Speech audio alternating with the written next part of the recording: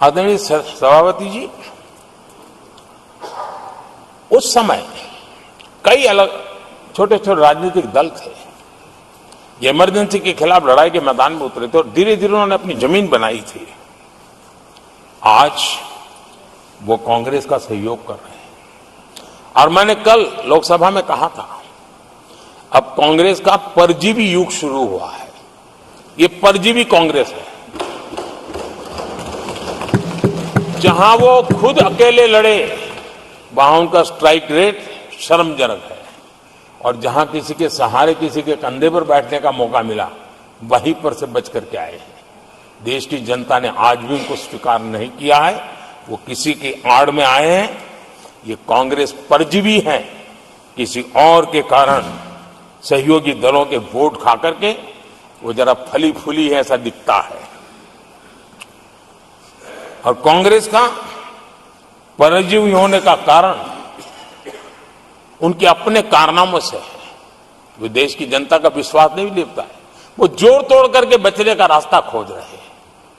जनता जनार्दन का विश्वास जीतने के लिए इनके पास कुछ नहीं है, इसलिए फेक नैरेटिव के द्वारा, फेक वीडियो के द्वारा देश को भ्रमित करके, गुमराह करके अपने कारनामे करने की आदत है। आदरणीय सभापति जी,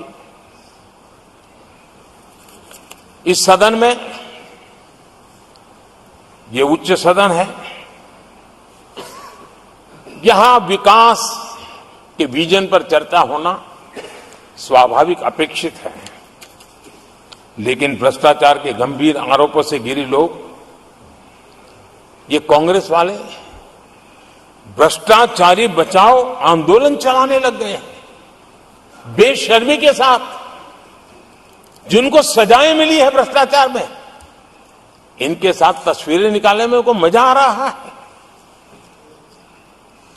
पहले ये लोग हमको पूछते थे, बातें तो बड़ी करते थे, भ्रष्टाचारियों पर कार्रवाई क्यों नहीं होती है?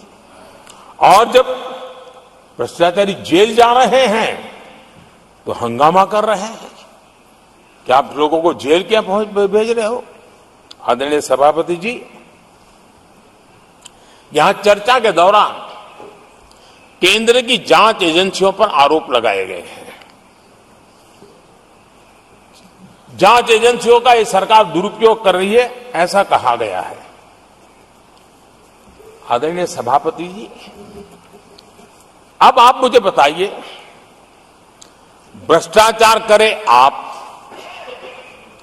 शराब घोटाला करे आप, बच्चों के क्लास के बनाने में घोटाला करे आप, पानी तक में घोटाला करे आप, आपकी शिकायत करे कांग्रेस,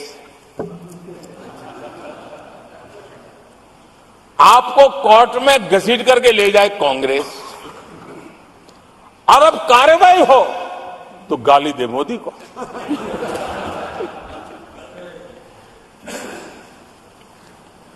और अब आपस में जरा साथी बन गए हैं लोग, और हिम्मत है तो सदन में खड़े होकर के जवाब मांगो। कांग्रेस पार्टी से मैं आप वालों से कहता हूं, कांग्रेस भी बताएं कि आपने प्रेस कॉन्फ्रेंस करके आपके घोटालों के इतने सारे सबूत देश के सामने रखे थे। कांग्रेस ने प्रेस कॉन्फ्रेंस की थी, इन्हीं लोगों के खिलाफ की थी। अब ये बताएं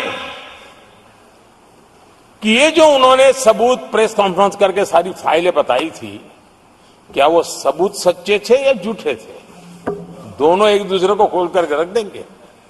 आदरणीय सभापति जी, मुझे विश्वास है ऐसी चीजों का जवाब देने की उनके अंदर हिम्मत नहीं है। आदरणीय सभापति जी, ये ऐसे लोग हैं जिनका डबल स्टैंडर्ड है, दोहरा रवैया है, और मैं देश को बार बार ये बात याद दिलाना चाहता हूं, ये कैसा दोगलापन चल रहा है। ये लोग दिल्ली में एक मंच पर बैठ करके जांच एजेंसियों पर आरोप लगाते हैं, भ्रष्टाचारियों को बचाने के लिए रैलियां करते हैं।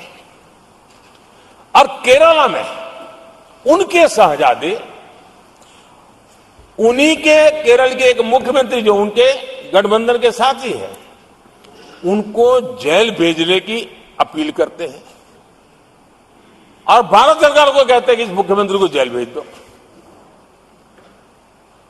दिल्ली में ईडी सीबीआई की कार्रवाई उस पर हाय तौबा करते हैं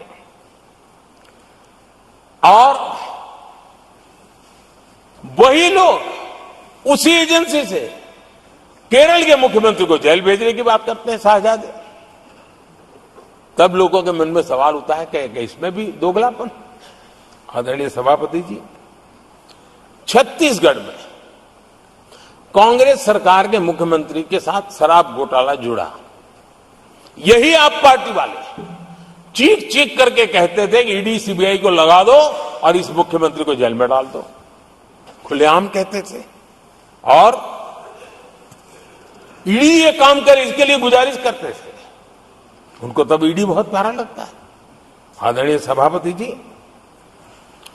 ये आज जो लोग जांच एजेंसियों को बदनाम कर रहे हैं, हल्ला मचा रहे हैं, मैं जरा उनकी याददाश्त पर जोर डालना चाहिए, मैं ऐसा उनका आग्रह करता हूं।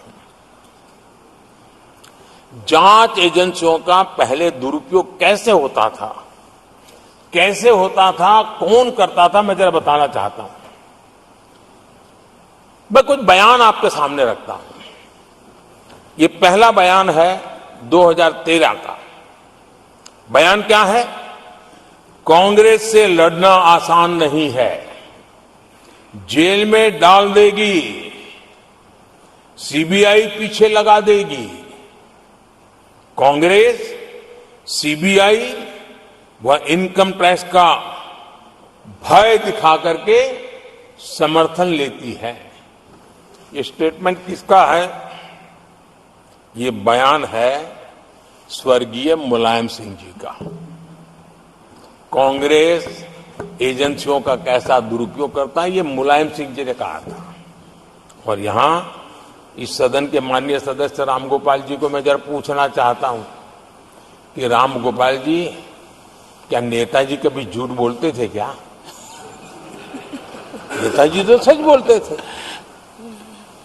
आदरणीय सभापति जी, मैं रामगोपाल जी को ये भी कहा जरा भतीजे को भी बताएं, क्योंकि उनको भी याद दिलाए कि राजनीति में कदम रखते ही भतीजे पर सीबीआई का फंदा लगाने वाले कौन थे, जरा याद दिला दें उनको, पता चलेगा। आदरणीय सभापति जी, मैं एक और बयान पढ़ता हूं। ये भी साल 2013 का है। The Congress had used the CBI to strike political bargains with many parties. राजनीतिक फायदा उठाने के लिए सीबीआई का इस्तेमाल किया, कई जगह किया। कॉमरेड श्रीमान प्रकाश करात जी ने ये कहा हुआ है, 2013 में कहा। एजेंसियों का कौन दुरुपयोग करता था? एक और महत्वपूर्ण स्टेटमेंट में पढ़ता हूं और मैं याद दिलाना चाहता हूं स्टेटमेंट क्या है कि सीबीआई पिंजरे में बंद तोता है जो मालिक की आवाज में बोलता है। ये किसी राजनीतिक व्यक्ति का बयान नहीं है, ये हमारे देश की सुप्रीम कोर्ट ने यूपीए सरकार के समय कहा हुआ बयान है। एजेंसियों का दुरुपयोग कौन करता था, इसके जीते जागते सबूत आज मौजूद हैं। आदरणीय सभापति जी, भ्रष्टाचार के विरुद्ध लड़ाई ये मेरे लिए चुनाव हार जीत का तराजू नहीं है। मैं चुनाव हार जीत के लिए, भ्रष्टाचार के लिए खड़ी लड़ाई नहीं लड़ रहा हूं। ये मेरा मिशन है, ये मेरा कन्विक्शन है। और मैं मानता हूं कि भ्रष्टाचार एक ऐसी दिमक है जिसने देश को खोखला कर दिया है। इस देश को भ्रष्टाचार से मुक्ति दिलाने के लिए, भ्रष्टाचार के प्रति सामान्य मानवीय के मन में नफरत पैदा करने के लिए मैं जी जान से जुटा हुआ हूं और मैं इस पवित्र कार्य मानता हूं 2014 में जब हमारी सरकार बनी तो हमने दो बड़ी बातें कही थी। एक, हमने कहा था मेरी सरकार गरीबों को समर्पित है, और दूसरा, भ्रष्टाचार पर, काले धन पर कड़ा प्रहार मेरी सरकार करेगी। ये मैंने 2014 में सार्वजनिक रूप से कहा था। इसी ध्येय को लेकर के एक तरफ गरीबों के कल्याण के लिए